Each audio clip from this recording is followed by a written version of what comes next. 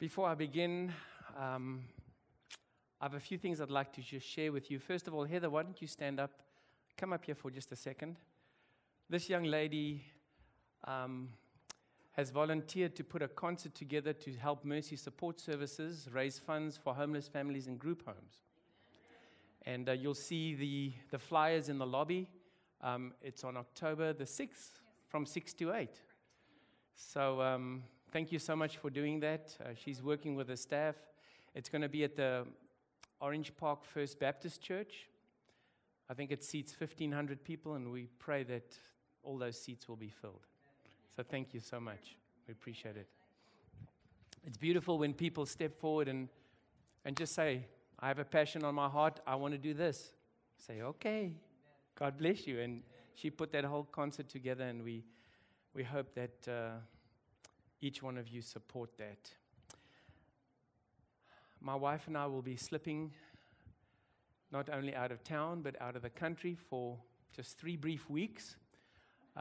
We took a week to go to the Northwest to just begin the process of relaxation, but we couldn't stay away, so we were back for 10 more days. But we will force ourselves to get on the plane tomorrow and fly away. It's the only time our cell phones are off and we can actually relax. Honey, you can look up now. It's okay.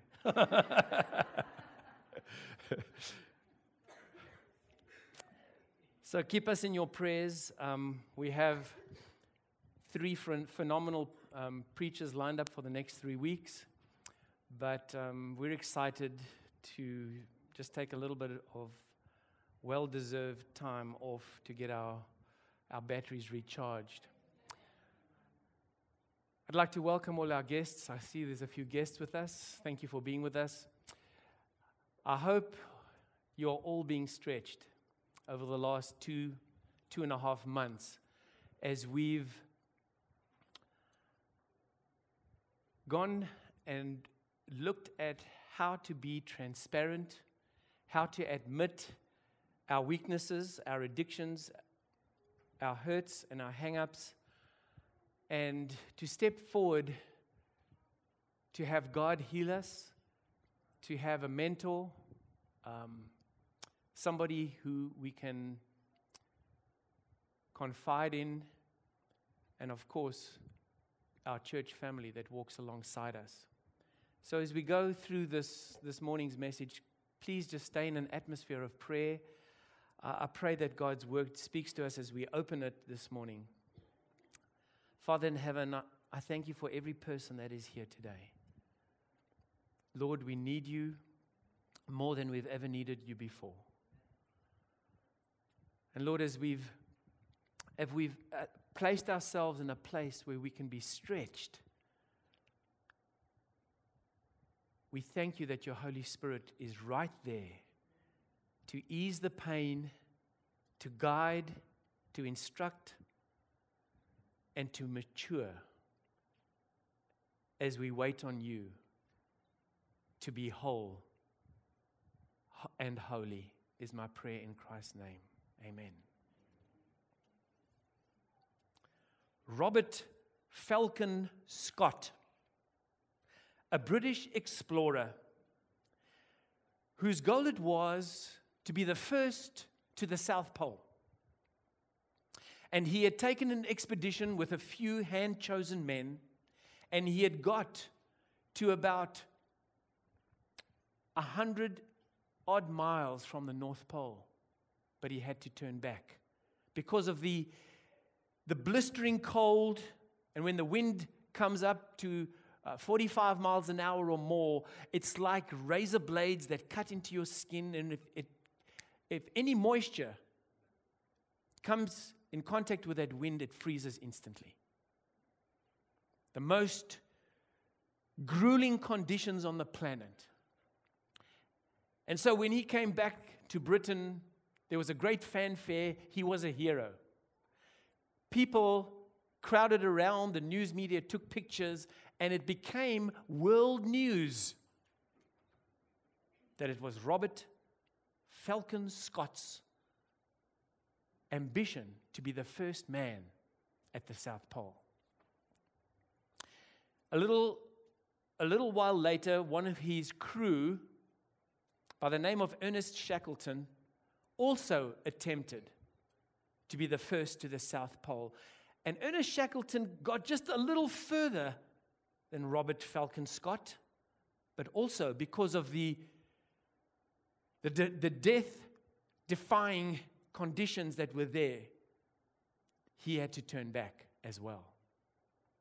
And then, as the media gathered, and as Robert Scott gathered his resources together to once again get to the South Pole, around the continent in Norway, there was another man who secretly, without any fanfare, was making his own plans to be the first man to be at the South Pole. Robert Falcon Scott was a proud, arrogant man. He was going to outsmart all those who had gone before him. He had motorized sledges. He was going to use ponies instead of dogs. And he was going to make that journey in the shortest time possible. Raoul Amundsen from Norway was a humble man.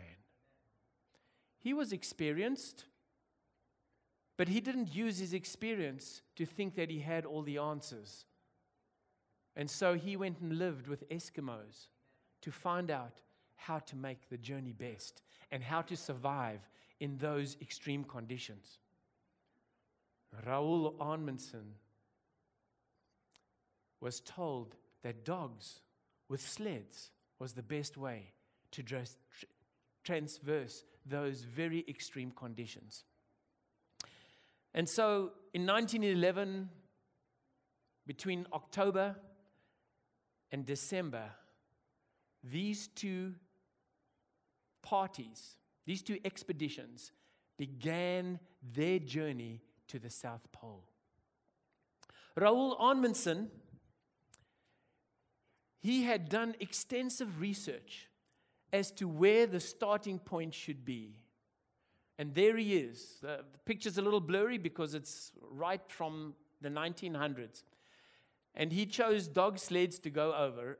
And here is the course that he plotted. Raoul Amundsen decided to start at the Bay of Whales.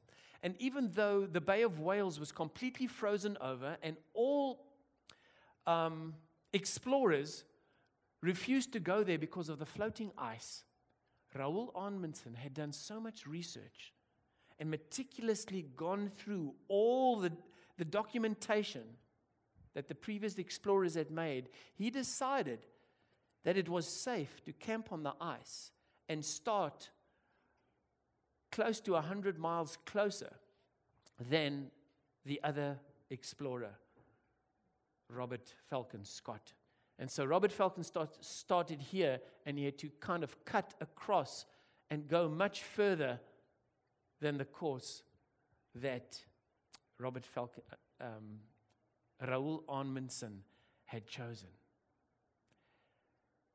My friends, the one mindset was humility, servitude, and teachability. The other mindset, proud, arrogant, you couldn't teach him much. And to cut a long story short, you can go to Wikipedia and you can study the race to the South Pole. What happened was Raoul Amundsen decided that he would only go 15 to 17 miles a day, irrespective of weather conditions. Robert Falcon Scott would go far on one day, and when the weather was bad, he wouldn't go at all.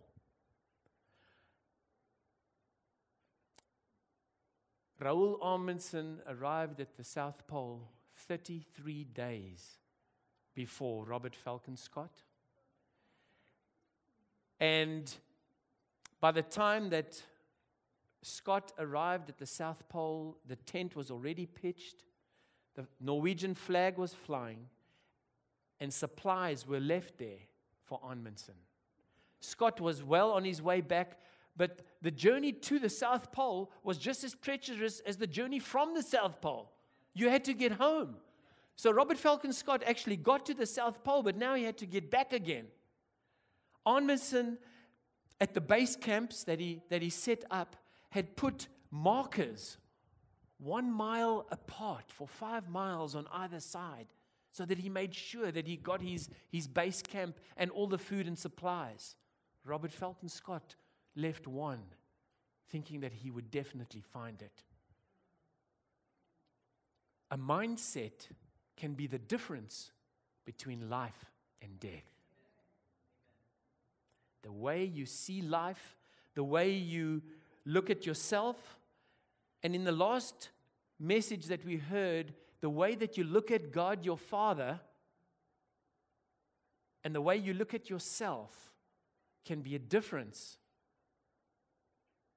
of a mature Christian life or an immature Christian life. It can also be the difference between eternal life and eternal death. And so here, Raoul Amundsen set up camp.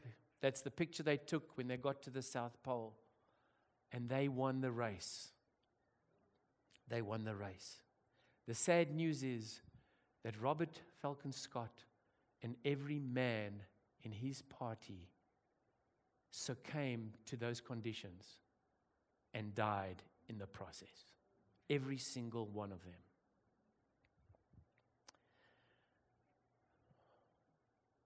What is your mindset today? And what shapes your mindset? And when we think of mindsets in the spiritual sense, it's very, very important. Because you see, my friends, your spiritual mindset can be influenced by a lot of other things apart from the Spirit of God. With a sinful human nature, there are things like tradition, culture, religion, personal preferences, and peer pressure that can shape the way we see things. And it's kind of humorous. We ask ourselves a question: the traditions that we have. Why do we shake hands?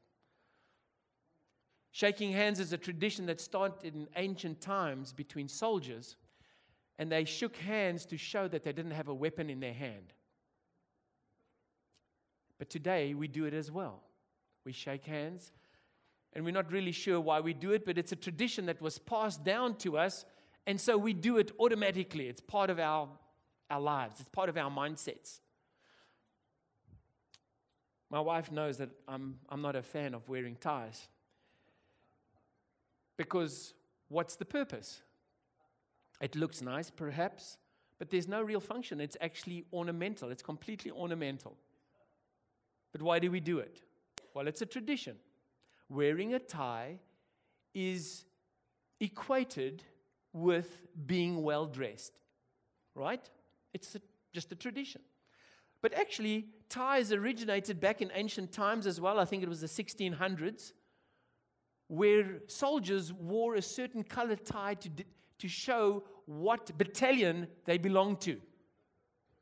And it was in the Croatian army. So then the young king, Henry XIV, I think it was, started wearing a frilly cravat, kind of a modification of that tie, and it became a fashion statement back in the 1600s. And so everyone started wearing these frilly cravats, which eventually went back to a tie. And so you and I wear a tie, and we feel that that's the symbol of respect and dignity. But it's a tradition, and we accept that, and it's part of our society's norms, so we do that.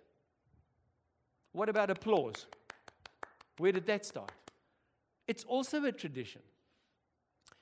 It started in the ancient theaters, where they actually hired people to clap, to show that the play was very good.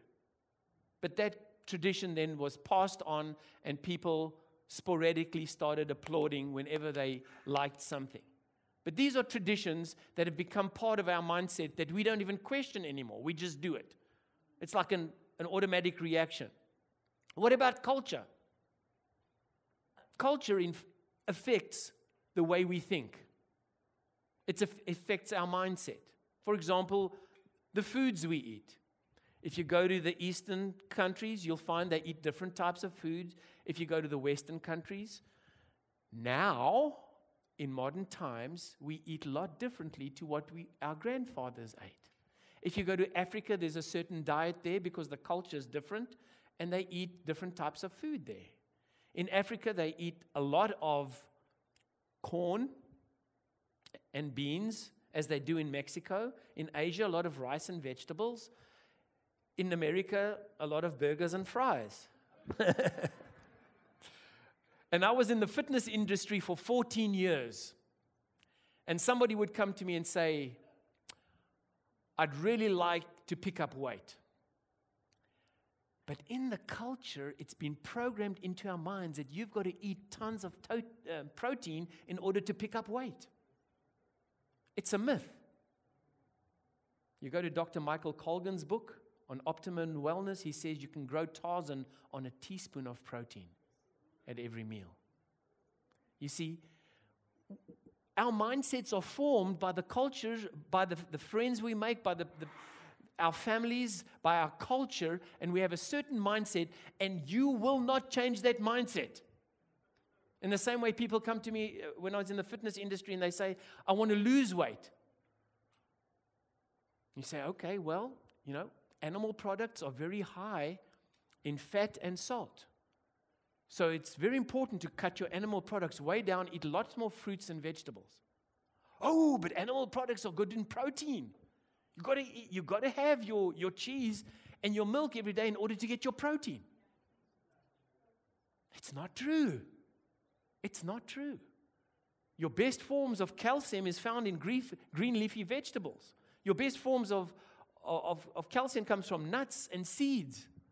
And your best forms of protein comes from rice and beans.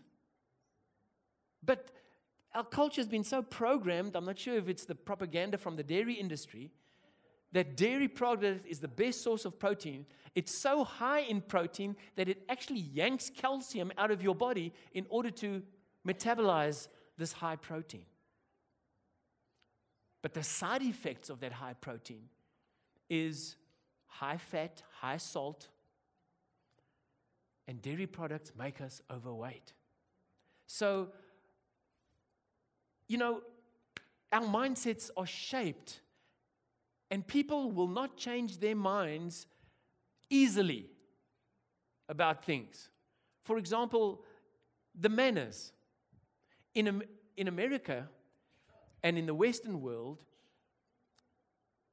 if you speak in public and you whisper quietly so that you don't make a big noise, it's considered good manners. In Africa, if you whisper quietly in public, it's considered to be very rude because you're hiding something. So in Africa, people all talk loud, all together in the room. And there's quite a lot of noise, but that is the culture that they lived in, and you cannot change that. To change from the one way of thinking to the other way of thinking. When I grew up, the discipline that we grew up was a lot different to the discipline today. My wife's a school teacher. And what she goes through as a school teacher just to get to the place where she can teach the children is absolutely exhausting. When I grew up, if you spoke in class, the teacher just pointed at the door and you'd walk out and you'd stand outside the door. Principal would come walking around and he'd just point at his office. So all the kids that stood outside the classes, they just went to the principal's office. And there was a nice long cane about as thick as my thumb lying up against the side of the door. And we would bend over and whoop, whoop, whoop, at least 2 for the first time. The next time 3, the next time 4. You see, but now when a teacher disciplines a child, the parents come afterwards and confront the parent, the teacher rather, and stresses the poor teacher out. So you see how culture changes our mindsets. And you try and change that mindset back again, it is almost impossible.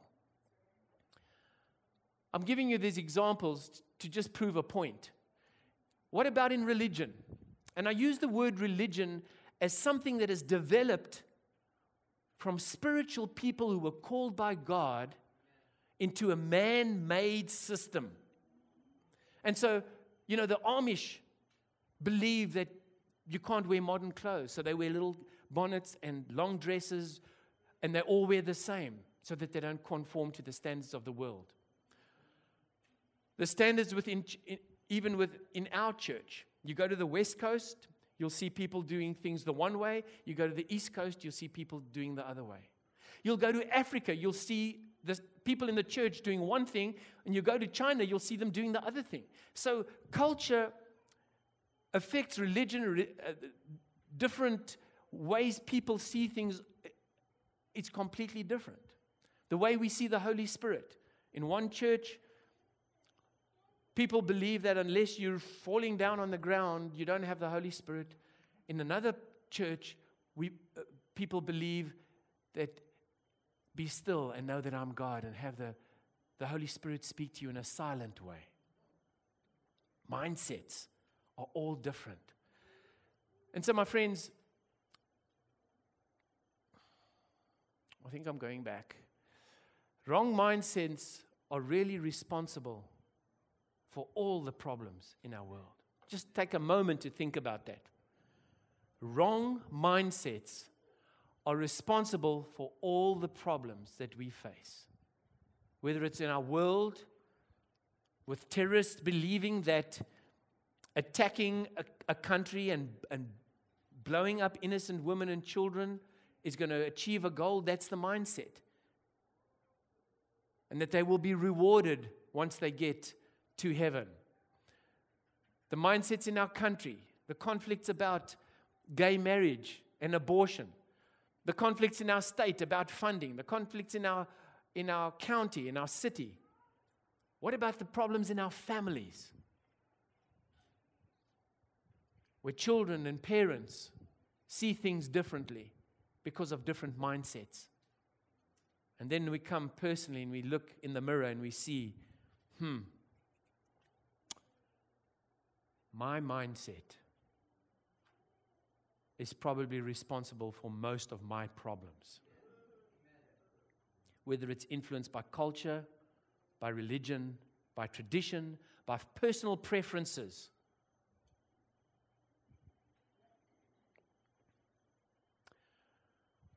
A beautiful scripture,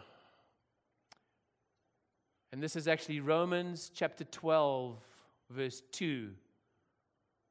It says, "And do not be conformed to this world, but be transformed by the renewing of your mind, that you may prove what is good and what is acceptable and the perfect will of God." There's so much noise around. There's so much chaos. There's so much activity and responsibility. There's so many pulling and tugging from our culture, from our traditions, from our peers, from our backgrounds. That can we actually allow our minds to grasp the mysteries of godliness? And have we, with our rich heritage as Seventh-day Adventists waiting for the Lord's return, have we become perhaps proud and arrogant like Robert Falcon Scott, who thought he had all the facts? He had done one trip. He had researched it. A second trip from Britain had been sent. Now he was doing the final trip, and he had all the innovations and all the advanced ideas to be successful. could that possibly be our mindset? Or like Raoul Arnmundsen, humble, teachable. I don't know the facts. That's a very treacherous trip. Let me learn. Let me study. Let me place myself in a position where I can be the best and learn from others. And so, are you allowing your mindset today to be molded by the Spirit of God? My friends, we spoke last week about the traditional model of religion where man must bring a sacrifice to God, where man must serve God in order to please Him. And so our scripture says, no, don't be conformed to this world. Don't be conformed to the teachings of religions around you. Don't be conformed to the traditions and the cultures. Don't be conformed to your personal way of seeing things. Don't be conformed to peer pressure, but be transformed.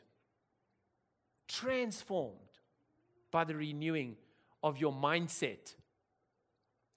And so we ask ourselves the question, what is it that transforms a person's mind? What is it that transforms a person's mind? This beautiful scripture in Titus chapter 2, verse 11 to 14. And it's going to take us a while to wrap our minds around this. But I want you to just take a moment. Remember Peter? Last week we spoke about this. It's at the end of the Last Supper. Jesus comes, He puts a towel around His waist, and He bows down and He starts washing the disciples' feet. He gets to Peter, and Peter just says, "No, you will not wash my feet." What did the Lord say to him? "Unless I wash your feet, you have no part of me." Peter's mindset was in the Jewish tradition of bringing a sacrifice to God. Peter's mindset was in the tradition of, I need to do something in order to appease God. Peter's mindset was steeped in focusing on his progress and his ability to be a better person. And Jesus says, no, unless I wash your feet, you have no part of me. Unless my grace and my example permeates your life, Peter, you can have no part of me. Unless you see how kind and how caring I am,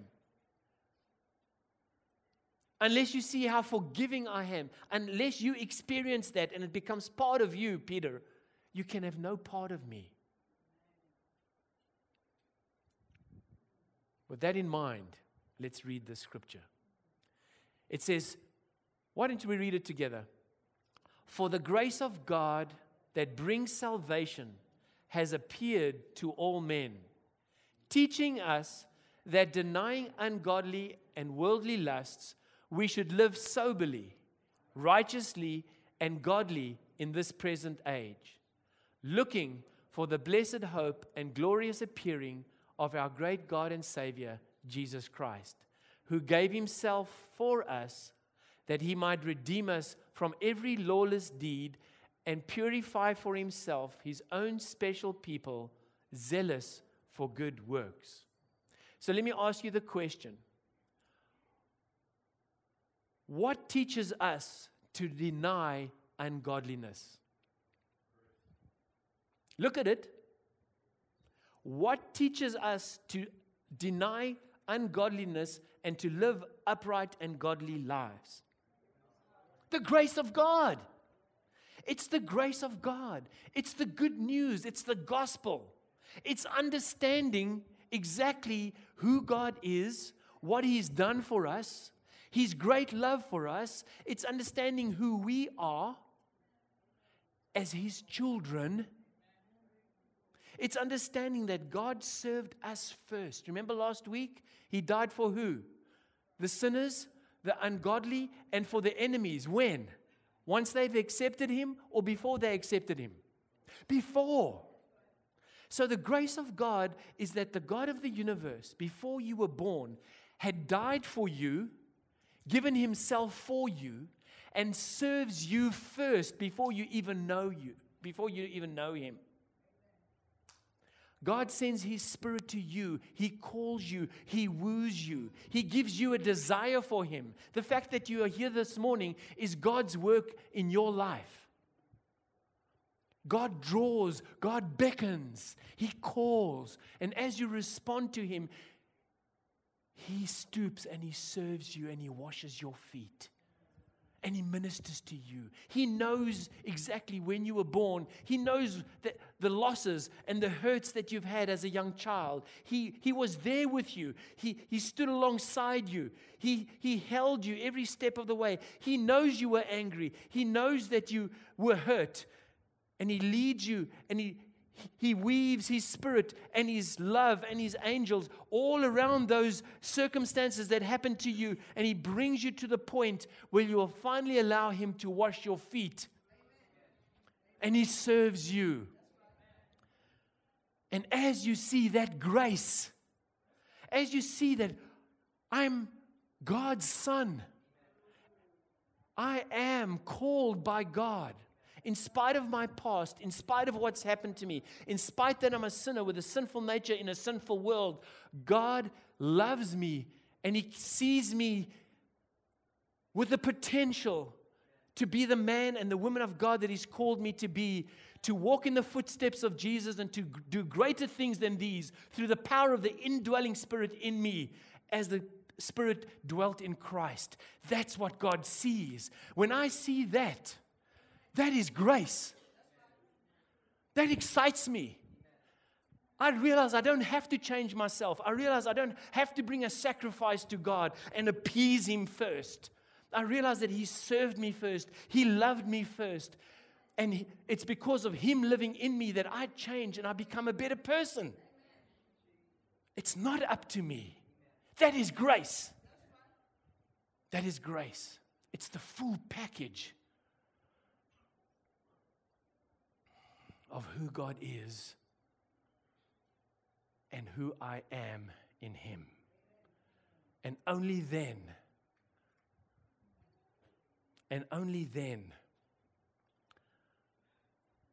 do I say no to ungodliness, because His Spirit says no through me. For the grace of God that brings salvation has appeared to all men, the righteous and the unrighteous. The sun shines on the righteous and the unrighteous. The rain comes down on the righteous and the unrighteous, teaching us that denying ungodliness and worldliness, we should live soberly, righteously, and godly in this present age. But His grace teaches us, looking for the blessed hope of the glorious appearing of our great God and Savior, Jesus Christ, who gave Himself for us that He might redeem us from every lawless deed and purify Himself His own special people, zealous for good works. I love speaking to children. I love speaking to children because children's mindsets are open. And I love speaking to people who haven't been Christians for many years, who've come off the street because their minds are open. Wow. That's simple. Yeah, I can do that. But for us who've been 20, 30, 40 years in the faith, grown up in a culture where we've got to perform better and do right and have an exterior appearance of good, very hard for us to change our minds. And Jesus says, unless you become as little children, ye shall not enter the kingdom of heaven. Young Samuel was the only one whom God called in the nation of Israel back in the time. Because young Samuel's mindset was open to God. Now, my friends, I'm asking you, what is your mindset? You see, in young people, it works both ways. The older folks who are stuck in their ways, who are, who believe a certain way about their behaviors and the standards. But our mindsets as young people, maybe I shouldn't include myself with them. Our minds as young people, when we look at God through that lens, our mindsets are also distorted. And we are not seeing the grace of God. We're not seeing the Lord Jesus Christ coming to us and serving us as we are first. We can't look at the older folks. We can't look at our past experience with older folks that have hurt us. We've got to take a fresh, open look at what God is saying to us privately and personally, and calling us into that beautiful, intimate, free relationship with Him. Because where the Spirit of the Lord is, there is freedom. Freedom from legalism, freedom from personal pursuits of progress in the Christian walk, freedom from having to change ourselves. Here comes a little rebuke from the Apostle Paul to the believers he was writing to. Galatians 2, verse 6 to 12. I wish we could see the passion in the Apostle Paul's, in his demeanor and in his language here. He says, I marvel that you are turning away so soon from Him who called you in the grace of Christ to a different gospel. You see, he brought the gospel to them, and what happened? They started going back to the way things were again. To a different gospel, which is not another. But there are some who trouble you and want to pervert the gospel of Christ. But even if we or an angel from heaven preach any other gospel to you than what we have preached to you, let him be accursed. As we said before, and now say to you again, if anyone preaches any other gospel to you than what you have received, let him be accursed. Can you see how important that mindset is? Of understanding the pure, virgin truth.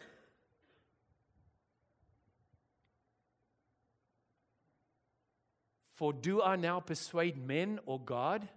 Or do I seek to please men?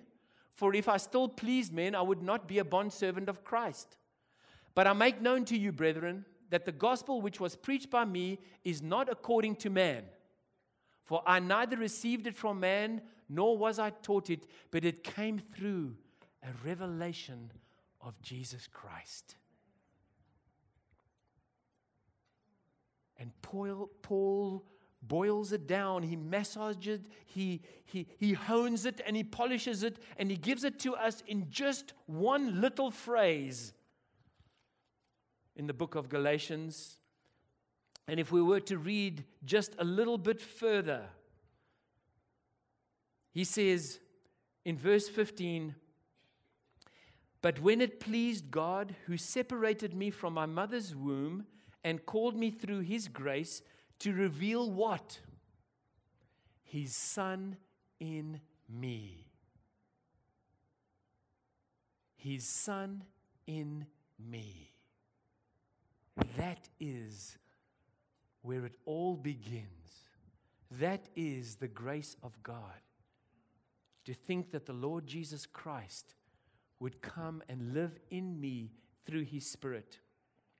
In Galatians 2 verse 20, Paul goes on to say, he says, for I've been crucified with Christ, and it's no longer I who live, but what? But Christ who lives in me. It's Christ who lives in me. You see, my friends, just like Peter held on to the Jewish tradition, in the same way the Galatian church was holding on to the Jewish tradition. The Jewish culture, the Jewish mindset. And that's why Paul got so anxious. He says, What are you doing? You're perverting the gospel of Christ. Whoever perverts the gospel of Christ, let him be accursed. The most important thing is Christ living in me. And young people,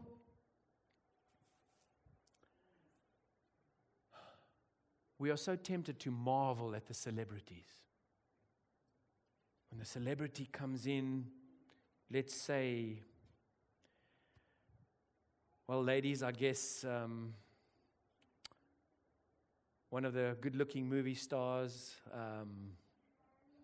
George Clooney, or and ladies, Denzel Washington. All right. If they came in here this morning, we'd all be going, woohoo. And the men, if...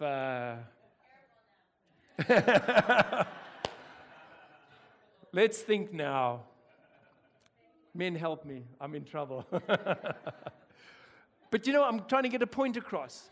We look to people that have made big accomplishments, that are up in front of everybody. I mean, if Bill Gates had to walk in today, or Donald Trump, or President Obama himself, hi, how are you? How are you? Yes, sir. No, sir. Ha, ha, ha. You know how we act? But here we have the opportunity of having the greatest celebrity in the world, the one who changed history. We've got the greatest celebrity in the world who created the planets, who healed people, who raised the dead.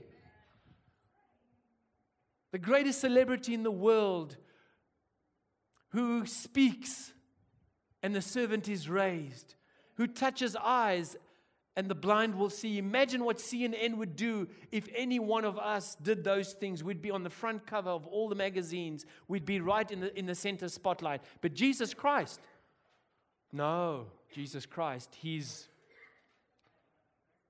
a boring fuddy-duddy who makes me stop doing all the things I like and makes me do the things I don't like.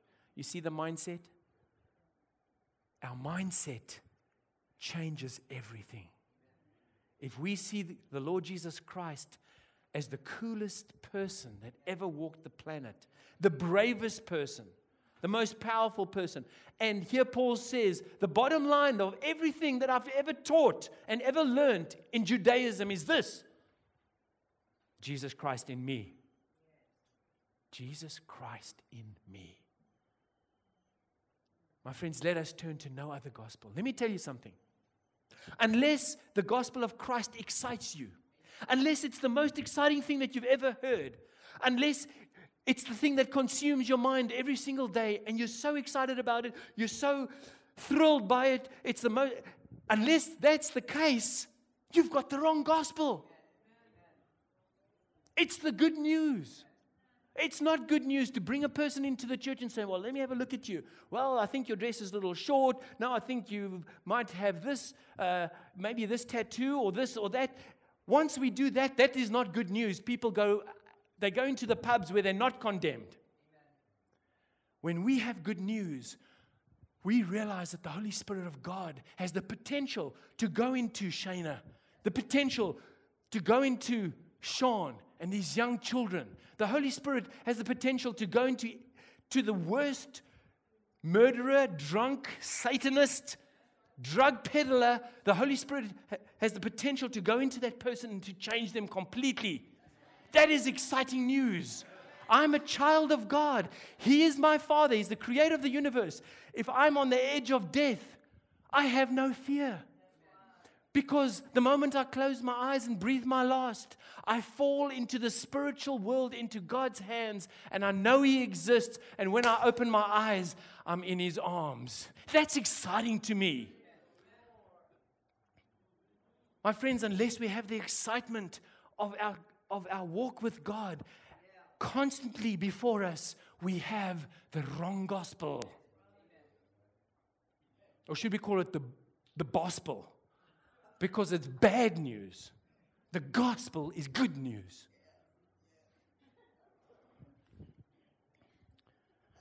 And unfortunately, the culture that we've grown up in as Seventh Adventists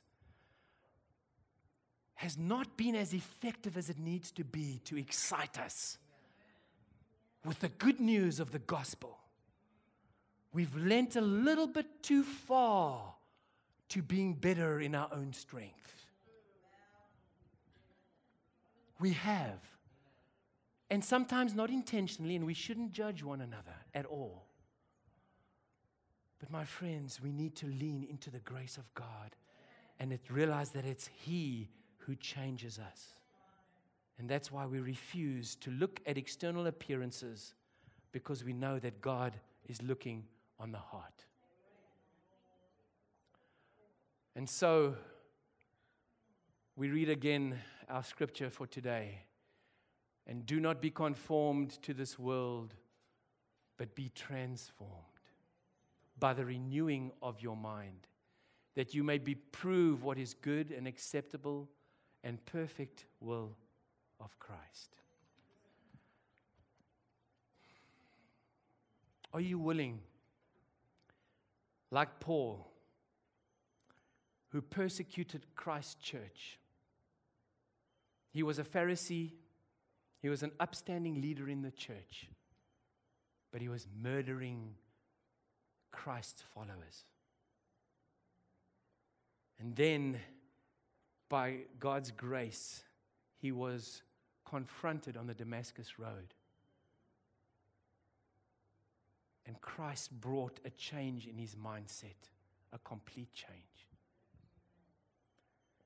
I'm asking you today, will you, with Apostle Paul, last week it was the Apostle Peter, but this week, the Apostle Paul had a complete change of mindset.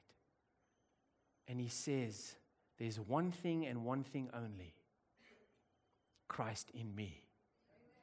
Christ in me.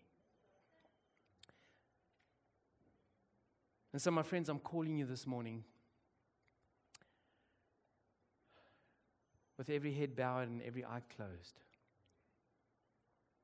Whatever forms your past, whatever forms your way of thinking, whether it's about food, whether it's about clothing, whether it's about church standards, whether it's about relationships, whether it's about conflict resolution, whether it's about your personal responsibilities and your personal duties, wherever your mind is at, will you allow Christ this morning to become the focal point of your mindset today? Whether you've been hurt in church, whether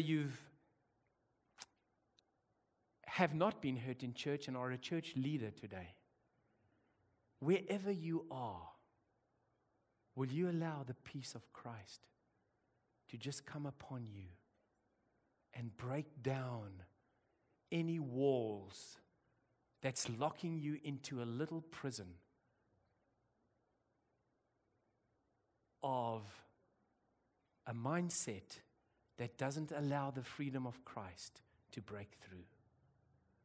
My friends, this morning, if you're not an excited, happy, energetic Christian, perhaps the Lord wants to reveal to you the joy and the excitement of a personal, intimate relationship with Him. And so if you wish to invite Christ into that mindset, whether you've walked in from the street or whether you've been here for 30 years, just raise up your hand and say, Lord, come into my mindset and change me. Praise God. Father in heaven, I thank you that we can come before you, and I put up my hand this morning, Lord. My mind has been influenced by so many different factors. But this morning I pray for the revelation of Jesus Christ to show me the grace of God in new and exciting forms, to read His Word with vigor, to absorb every passage and every thought, to where I can have the pure gospel of the Lord Jesus Christ. And in His name we pray. Amen. I'd like us to keep a prayerful, meditative atmosphere in the sanctuary because our